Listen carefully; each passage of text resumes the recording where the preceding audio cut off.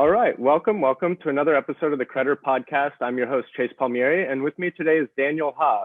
Daniel was the CEO and co-founder of Disqus and is currently a partner at the XX, which is a venture fund that invests in early stage startups. Daniel, thanks so much for being here. Of course. Thanks for having me, Chase. Yeah, it's great to have you. We've been talking back and forth for a while now, trying to get you on the podcast. So we finally did it. And what I really want to talk to you about today, we're going to get into XX Fund, but I really want to start with Disqus. You started this a while back. I believe it was 2014 is when you kind of dropped out of college and then started the company soon after. Does that sound right? We actually started, quite a while before that. We started, I dropped out of school in 2007. Oh, wow. And we started the company basically that year, at least we started working on it, really becoming a company the following year in 2008. So okay. 2014 was probably when I started to actually do real work. But yeah, we started a little earlier than that. Okay. And why don't you give listeners just kind of a really brief intro to what Disqus is? Yeah, it actually just occurred to me that you were saying Disqus just because it's pronounced that way so often that I don't, it doesn't even stick out to me. We call it Disqus. I think you're more correct in pronouncing it Disqus. But Disqus is spelled with a funny Q, sort of remnant of that era of internet companies. Disqus is still a very widely used discussion platform for different publications online. So we started out powering internet comments in software and a web service attached to that for blogs and larger websites like news publications, sports publications. Anyone that was writing online that had web comments, you've seen them everywhere. Disqus ultimately over the 10 years I was working on it, became the leading provider of that software and the tools that publishers use to manage those commenters and the content that came from them. Yeah, the chances are anybody listening to this podcast has interacted with it and used it or seen it as the comment section provider on a publication that they visit. I'm curious, what was the motivation here? I mean, this is kind of an interesting, kind of a niche feature. Was it just that you saw a need in the marketplace and knew you could fill it? What was the motivation? Yeah, to be really honest with you, I've answered this question many times over the years, and I think I sort of make up a new answer every time I answer it because I don't really remember. But the frank, honest truth was that me, my co-founder, my friend Jason, we just liked working on a bunch of different types of software ideas, and this is one that took off. We didn't have a burning desire to solve this problem. We didn't come from the publishing space. We weren't bloggers or authors in any way.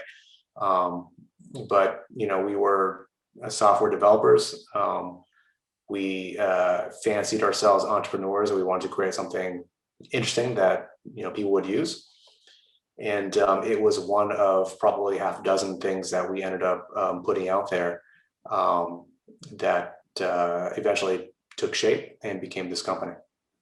And you definitely did accomplish your goal of building something that people use. Can you speak a little bit to kind of the usage and the number of sites or the number of active users that are using Disqus?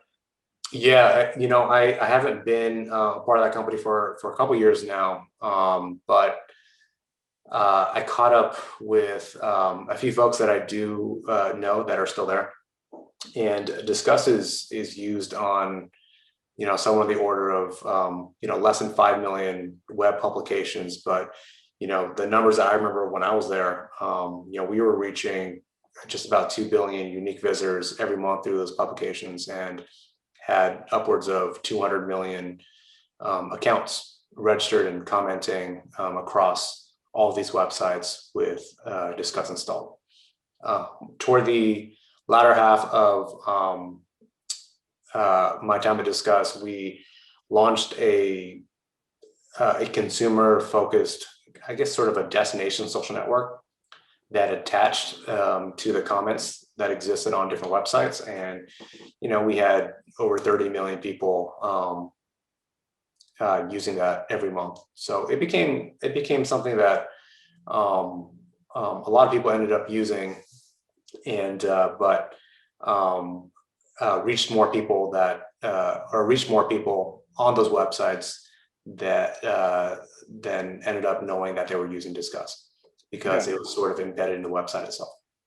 Yeah, and that was obviously a selling point when you're approaching these different websites, is that there was very minimal branding on your part, and it still does feel like just a natural embedded comment section on the site. How did you go about and get that very first publisher that decided to go ahead and integrate your feature there? Was it a matter of throwing it up on the web page and there was such a need that they found you, or was there some kind of a cold sales element? Yeah. We struggled for a long time on trying to figure out whether we were a branded consumer product where, Disqus was front and center as a brand, and we'd create a product that if you're using it, you knew you used it because you signed up for it, or, whether we'd be more behind the scenes as a white label type of piece of software. And we straddled that line for a number of years. In the very early days, we took more of a consumer stance. And the way that we grew was simply, I guess, kind of hustling. We kind of cold called or cold emailed rather websites. I ended up making a list personally of I think it ended up being around 400 websites that I could find, originally kind of seeded by websites that I personally liked. So a lot of like technology websites, stuff like TechCrunch or Engadget. Stuff about movies, which I was into, video games, cars, just stuff that I would browse naturally. I'm like, you know what? That's a website. They have comments. Maybe they'd use what we're doing. So I put it on my list. And then I would Google and look for, top blogs, and ended up creating a list that, that was a few hundred websites long, and just started emailing them. And, we had a very low conversion rate, but the great thing about having embedded software is that you only need one or two large, meaningful properties to adopt what you're doing, and you get this sort of implicit exposure to what you're doing. So we grew from there. Just a lot of cold outreaches, being very, I say generous. Some people might say annoying with our time. Just saying, look, we'll install it for you. It's very easy to do. And, we spent months doing that, and it sort of created a little snowball for us over the next couple of years. And what was one of those really big early properties that you landed that really made you have that aha moment, like, oh, we're real now, people are taking us seriously? Was there a big property that stood out to you in those early days? Yeah, my favorite is avc.com, because I read that site religiously, as a new founder. And it's the blog of Fred Wilson. And, we got in contact with him. I sent him an email, and, he said, sounds cool. Can you install it for me? I don't want to fuck around with it. I'm not sure if those were his words, but he said something like that. And so we did that. We installed it for him, and he used it, and he had fun with it. He ended up actually being the lead of our Series A fundraising. So that was a nice moment as well. But part of that was that he had a nicely distributed blog, a lot of readers that were in the tech and venture community. So we were to spread that way and seem a little bit larger than we actually were, just because we were present there. So folks who cared about stuff like this, they saw it. Another one would be, let's see, I think Engadget was a great one, because it was at the time, I don't think it's even around anymore, but it was a gadget, tech website that was more mainstream. So it wouldn't be about people who read about VC news. It'd be about folks who read about the latest Apple products or what have you. And it felt a little bit more mainstream that way. And then I think right after that, in the same year, we were on CNN. And that was probably the biggest sort of leap for us in our first paying customer. Yeah, and you mentioned that there's kind of this snowball effect once you get into one of those big properties. Did you ever talk internally about possibly offering the service for free to a certain property just because it was going to be so important for you to be able to go get the next paying customer? For example, Fred Wilson, maybe you could be with him on his site and say, okay, we'll offer it to you for free because we're getting value out of the exposure. Yeah. Disqus actually is largely a free service. So, you hit it right on the head. That was our plan from day one. Distribution was hard for us, because the idea was we wanted to build something cool that people would use. It was going to be a website, right? People would go on, they would sign up, register, and use our service. And we hit a lot of challenges with that. Just we didn't know where to go. So one of the first ideas was, why don't we create a product that didn't require people to come to us? We would just sort of exist and sort of spread or see it all around the internet. So that's what we did, and it was free to use. Eventually, there was a lot of various paid versions of the service as the business grew. But yeah, absolutely, being free and easy to get going was the entire MO of the company. Yeah, and I'd imagine there's probably a low churn rate because once you become the comment section, assuming the feature works as it's supposed to, I'd imagine the sites kind of tend to just keep you. Yeah, absolutely. I mean, there's sort of pros and cons to that. We had very low churn rate, but we also had sort of there was friction for adoption for larger websites where they had to make a very deliberate decision because they knew that they would be able to kind of swap very easily. Another downside of working with websites is that you are subject to the redesign. So when you're redesigning, you have new code on the site, a new website design altogether. It's sort of like remodeling your house, and you're going to start get rid of outlets that you weren't using, light fixtures that you weren't using. Maybe it was just never turned on in a while. So Disqus, we experienced some churn that way, which is if you're going through a redesign or a new version of the website and you don't remember why you installed Disqus, it's just been there for a number of years, you're not going to bring it with you. Okay. And one of the innovations, or at least from the outside looking in, it seems to be the kind of social login. One of the really convenient, frictionless ways to actually leave your comment was that you could log in through Twitter, log in through Facebook. I think you offered a few different versions of that authentication. Was that a real big break for you guys when you figured that out? Yeah, we had a couple years where the Disqus login was the one federated sort of login that you would use across websites. So, if you were an active community participant on, a website that talked about tech news, that community looked like 6 or 7 different websites with largely the same audience. The same audience that would probably discuss it now on Twitter. But back then, you'd be doing, largely in the commenting sections and getting to know other commenters and the authors that wrote those news items. So Disqus login was the, sole federated login that allowed you to kind of port that reputation and port that profile with you wherever you went. I forget what year it was, but obviously, the world changed with Facebook login. They called it Facebook Connect back then. And, over, call it 5 or 6 years, Google and Twitter followed, and now LinkedIn and a number of services using, synchronized logins across properties so that you can bring your social network with you. I think that's great. And, Disqus adapted with that. We kind of pulled all the information we could that users wanted to bring with them. So Facebook, Twitter, etc. Okay, and as I understand it, some of the paid tiers that you can get for Disqus is around the level of moderation that you can have and kind of specialization for your comment section. Am I understanding that right? Is the paid tier model? Yeah, I mean, the paid service was essentially different SaaS products where we charged for different software tools.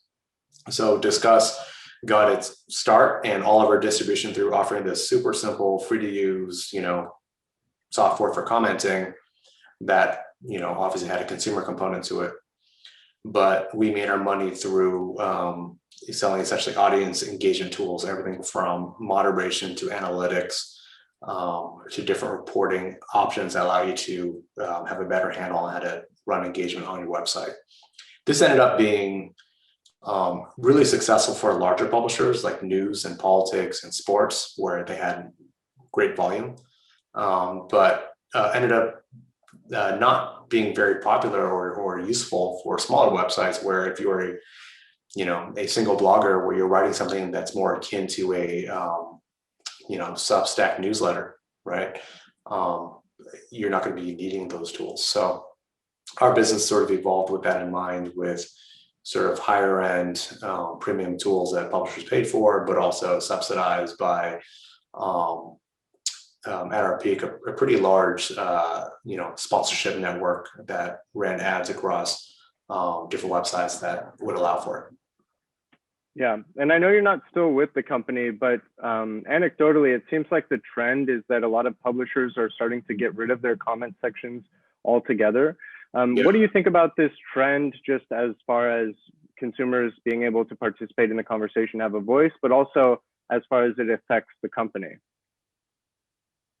Yeah, that trend's been going on. I mean, at least it's been talked about for greater part of this decade.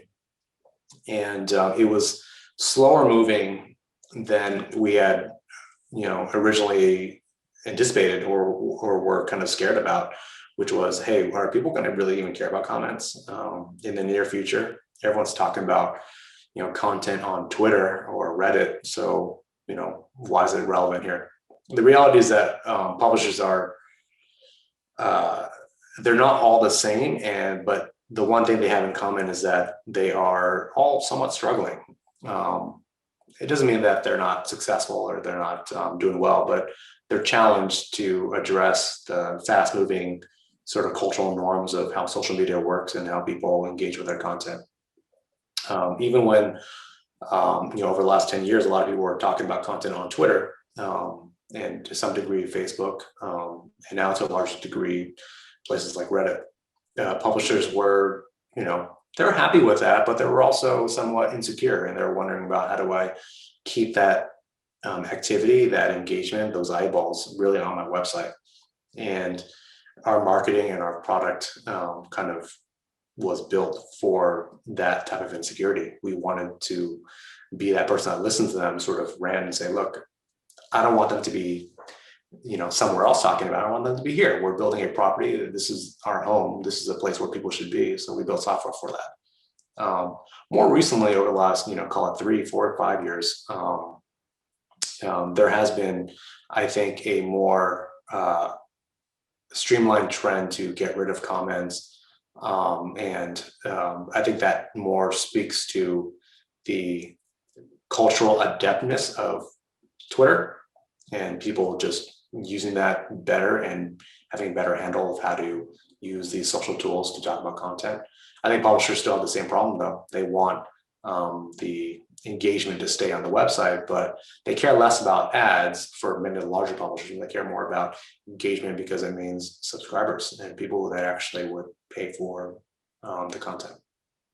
Yeah, I think another possible reason for why these publishers are getting rid of the comment sections, aside from all the issues with so-called hate speech and things like that, and them having to moderate and the extra work that comes with that, is just that there seems to be this move towards the infinite scroll, where right after you read one article, we'd like to get you right into the next article that's relevant, and let's not throw the comment section up there, because reading people's comments isn't as valuable to us as the publisher as getting you into the next article, perhaps.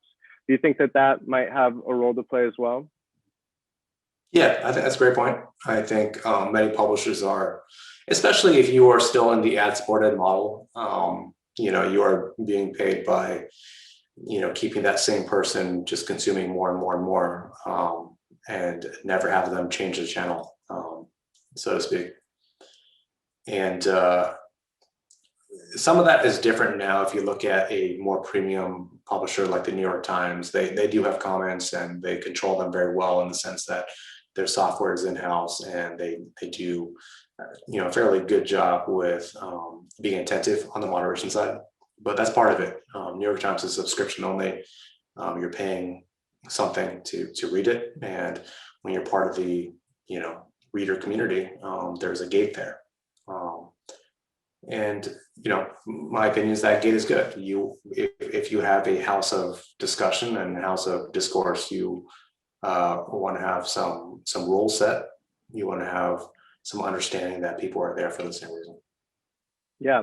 And was your company responsible for pulling down comments that crossed certain lines? Were you the ones that were deciding which lines were drawn in the sand that they couldn't cross, or did you try to really just leave that up to the website hosts?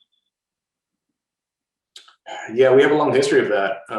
And depending on when in our history this question would be asked, I think we've done different things, but largely speaking, our goal was to be softly opinionated, and we had pretty clearly spelled out sort of terms for how people are participating across websites, whether it's one customer or another. But we considered them part of the Disqus network, and we had a set of rules for that. So things like hate speech, harassment, all that stuff, we would take that down. It becomes a lot hairier, and it did when the discussion becomes more political in nature. And I don't know if you remember this, but in call it 2016, around the time of the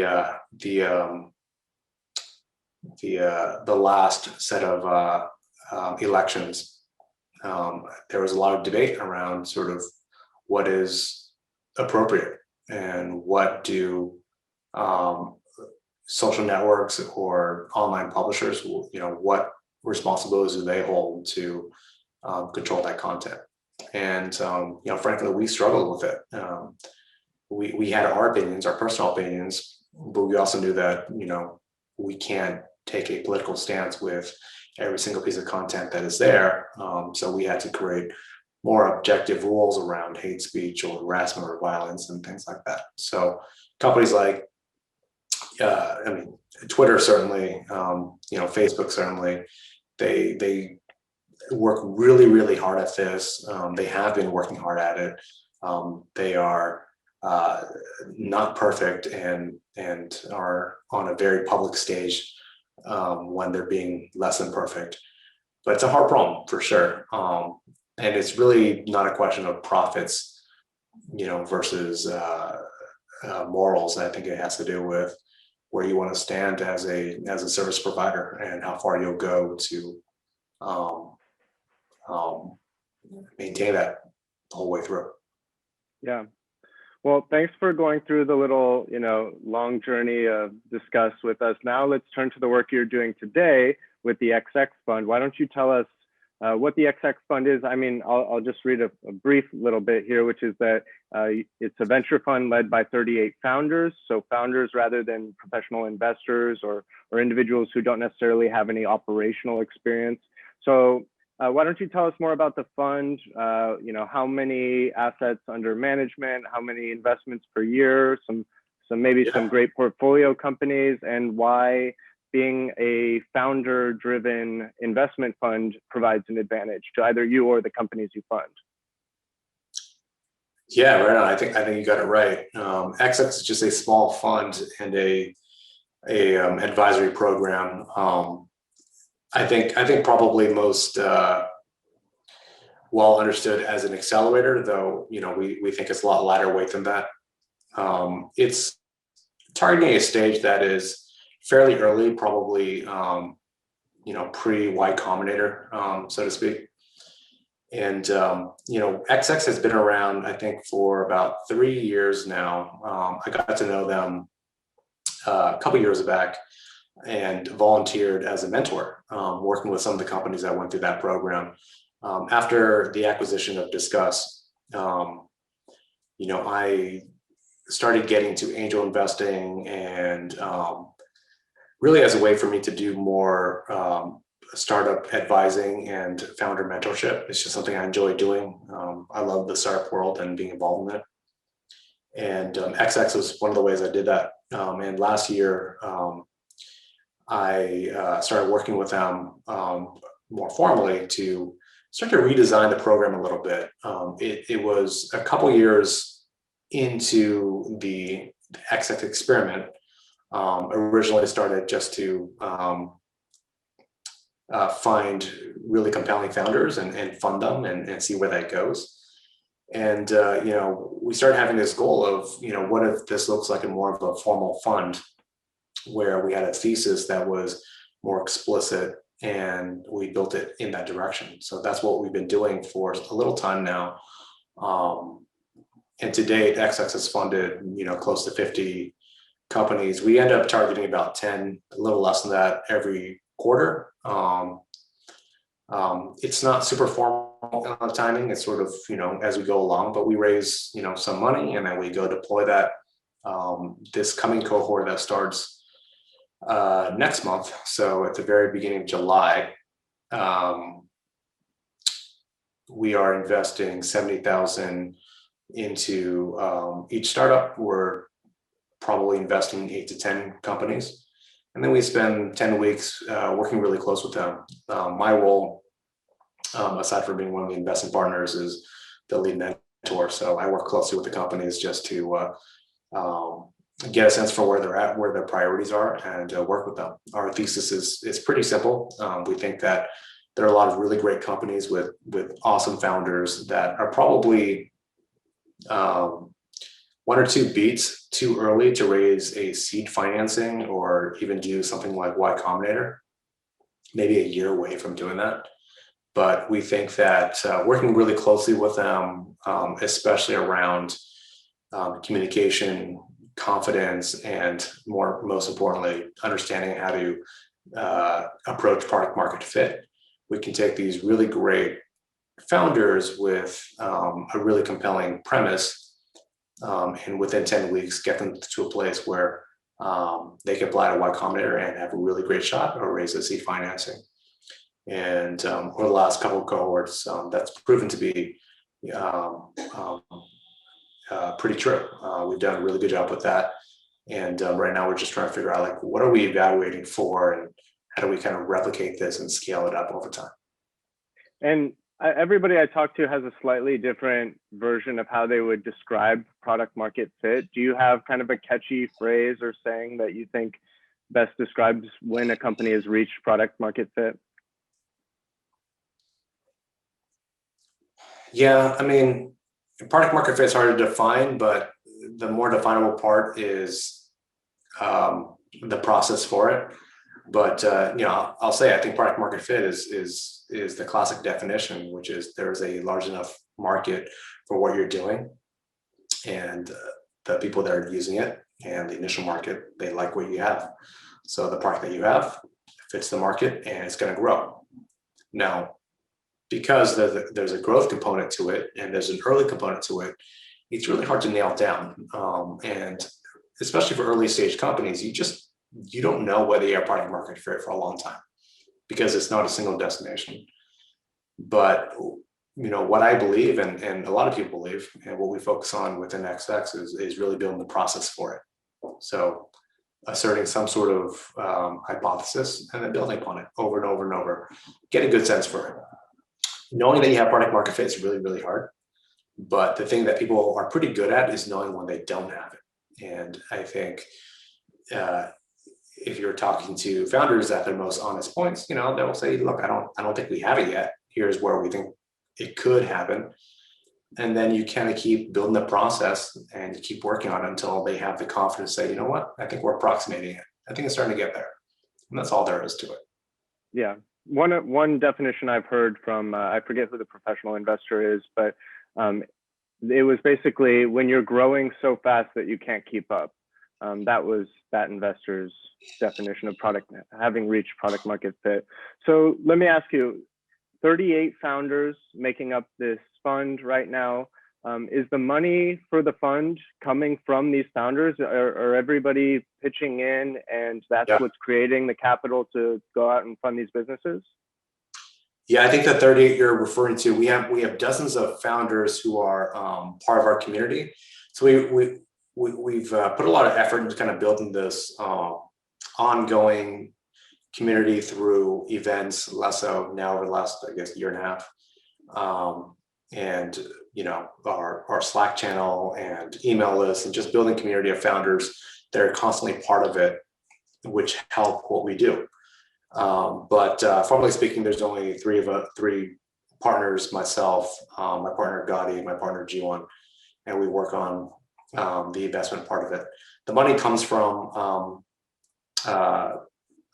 actual investors. So our LPs are just investors that would invest in things like our fund, in smaller funds, AngelList, WeFunder, companies like that, and we raise from probably somewhere between 60 and 70 investors for every fund. And we're just looking to raise around $500,000-$700,000 for every fund we do. We deploy that immediately, run the program with the founders, and it's off to the races from there. Cool. And internally, what does it look like when you all are deciding whether to make an investment or not? Is there a veto process? Is there kind of a community vote? How does that work? Yeah, so good question right now. I'm actually working on the new process because we're evaluating startups for our next cohort. Applications are due in 2 days on Saturday. Today's Thursday. And we're kind of rebuilding our old process a little bit. But yeah, essentially we do personal reviews of every single company that comes in. We get hundreds. Once we got over 1,000 applications, and we'll do a formal review and go through a number of checklist items that give us confidence that they speak to certain areas that we find really important for the companies we want to work with. And then there's a reconciliation process where three of us get together, have a discussion, and figure out what we don't know about some companies, and what we don't know, that can we talk to them and find out some more. And so we do that. We have the interview process, see if it answered the questions that we needed answers to. And after a bunch of debate, I think our typical process is 4 or 5 hours of discussion. We end up with a handful of companies that we think we should work with. And once we're at that list of 10 or so companies, it could easily be 20 or 30 that fit the criteria. But given the nature of what we think we can do, we keep it fairly small. The idea is to make it feel intimate and somewhat like a something where you can actually just kind of talk out into the open, into the ether, and feel confident that it'll still be kept confidential. Just a small sort of class of companies who are in the same place. And I think we can only do that with a small group. So that's what we're after. Okay, great. And before we get to the last two questions that I ask every guest that comes on the podcast, why don't you give listeners a few places they can go to follow your work and follow the XX Fund, Twitter handle, URL, etc. Yeah, right on. I'm Daniel Ha, just my name on Twitter. That's the only one I actually remember. The other services I have probably are my screen name, Obscurely Famous. Just kind of mashed together as one word across all the other sort of social networks. We're still accepting applications for the year. We do it every quarter, and that's just XX, so 2 letter X's, .team, TEAM, and everything is right there. Great, and that'll all be in the show notes for listeners. So last two questions for you here. Bitcoin, believer, skeptic, where are you at on the Bitcoin community and its solution to the store of value problem? Bitcoin specifically? Yeah, I guess feel free to touch on any kind of crypto or blockchain related things, but I definitely want to get your take on Bitcoin as well. Yeah, I'm a believer. I'm a believer in Bitcoin. I'm only into Bitcoin and Ethereum at the moment. Not big time. I spent a while learning about it because I found it exciting in the same way that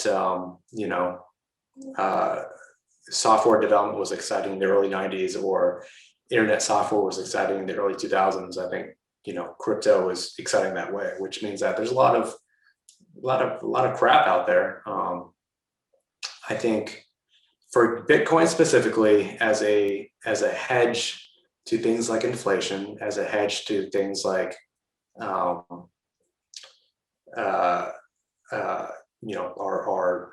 federal currency. Not a big believer in that. I'm not fully bought into that, but I think there's a lot of interesting things there with Bitcoin. I think that the sooner we get to practical application, transacting with Bitcoin versus speculative investing, the better it'll be. That's why I like Ethereum a lot, which the technology is, in my opinion, more applicable for where we want currency to be in the future. Would be interesting, but in general, I think it comes down to cultural acceptance and what people value it as, and Bitcoin, Ethereum, the ones that have mass adoptions, those are the ones that make a lot of sense to me. Yeah, Ethereum makes a ton of sense for all the various use cases that we still haven't even thought of yet. I think Bitcoin is hoping to be the use case for one specific use case, which is that store of value, which might end up being a bigger market cap than all the other use cases combined, but we'll see. I think, yeah, like you said, it's very exciting, especially for people in our space. It seems like, the early days of the internet all over again. So cool. And last question for you here is, are we living in a simulation? Oh boy. Well, the answer is no. I don't think we are, but it's one of my favorite things to think about. And I took a philosophy class in high school, where the first class, did the traditional sort of brain in a bucket scenario, right? Are we just brains in a bucket? Are we in the matrix? And it's my favorite thing about that thought experiment is that it's about perspective. So whatever we do, however we feel, it's all relative to someone else. So in that way, yeah, I guess we are in someone else's simulation. We are a side character, an NPC, just like other people are in ours. Very well said. Well, Daniel, thanks so much for coming on today. Everything you linked to is going to be in the show notes. And I hope everybody that, assuming we can get this podcast out in time, everybody should go and apply to the XX Fund if you have a startup that, meets that stage and requirements. So Daniel, thanks again for being here, and I'll talk to you again soon. Thanks so much, Chase.